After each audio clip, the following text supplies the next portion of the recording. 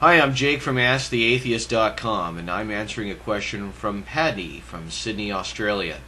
She actually has a series of questions that she's going to ask, and I thought I'd read them all, and then we can take them piece by piece, because I think they do kind of, like, cover the same topic, and I'll explain why when we get towards the end, okay? So, anyway, what she writes is, how do you handle crisis if you don't believe in a higher power? What if you experience something paranormal? Do you trust your eyesight? What if you were given a serious prognosis by a doctor and you prove him and other doctors wrong? What do you put it down to when strange things happen in your life and you can't explain them? Are you an atheist because you really don't believe, or are you simply angry at God for not giving you help in something you wanted? Well, let's take the first question. How do you handle crisis if you don't believe in a higher power? Well, you see, I used to believe in a higher power, Patty. I used to believe that there was a God out there, and I used to look towards him for help. And, I'd pray, and I'd think I felt consoled because I, prayed to God, and hopefully he would help me, and what have you. And, when I realized that there was no God, that all was just not true,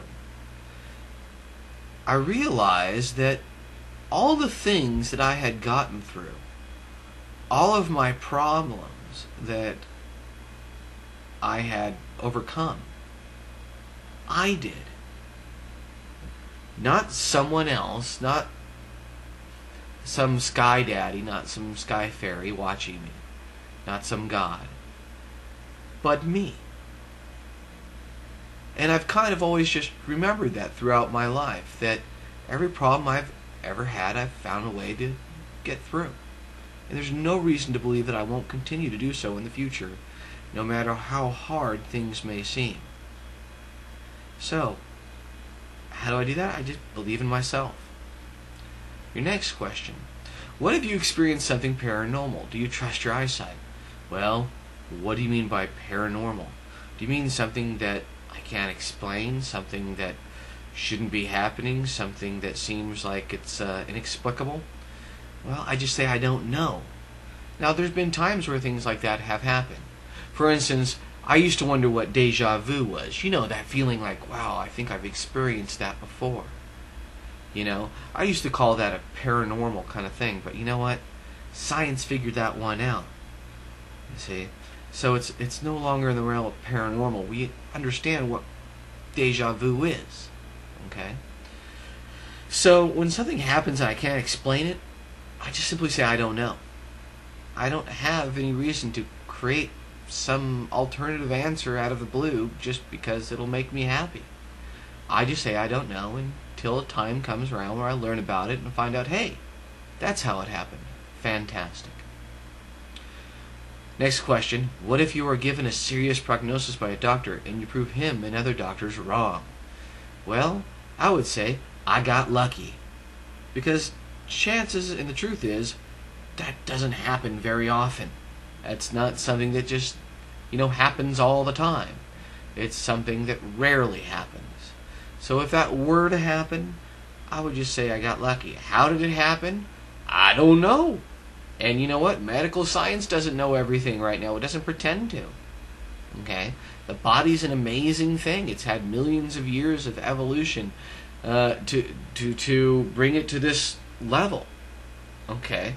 Doctors have only been around, a couple thousand years, somewhat. Yeah. Only seriously in the last couple of 100 years. Alright? So we got some catching up to do. And we'll get there. We're getting there closer and closer every day. The things that we've done with science are just amazing when it comes to medicine. The lame walk. People are healed. People see. People, it's amazing. But, if something was like that, to happen, wow, I got lucky. How'd it happen? I don't know. Someday we might find out. What do you put it down to when strange things happen in your life and you can't explain them? That's the next question. Well, I just put it down to I don't know. I mean, why should I have to create some kind of answer and say, well, since I don't know this, it must therefore be God, or it must therefore be the Tooth Fairy, or it must therefore be Santa Claus, or it must therefore be the great and mighty purple snarf widget. I mean, what's wrong with just saying, I don't know? Are you an atheist because you really don't believe, or are you simply angry at God for not giving you help in something you wanted? Well, Patty, I'm really an atheist because I don't have a reason to believe anymore. I used to, but I found out that those reasons were false. They were either illogical or they were just lies that I chose to believe. And, I learned from there and I went on. So what are we talking about in all of these questions here? Basically, they have to do with, you guessed it, I don't know. And that's okay. It's okay to say, I don't know. You don't have to have an answer for everything. There's this thing called the God of the Gaps argument. And what it is it's when a Christian or a theist or a Muslim says, I don't know how that happened, so it must have been God. People used to say, thunder must be because God's angry. Well, no, we found out that thunder has to do with high and low pressure vents.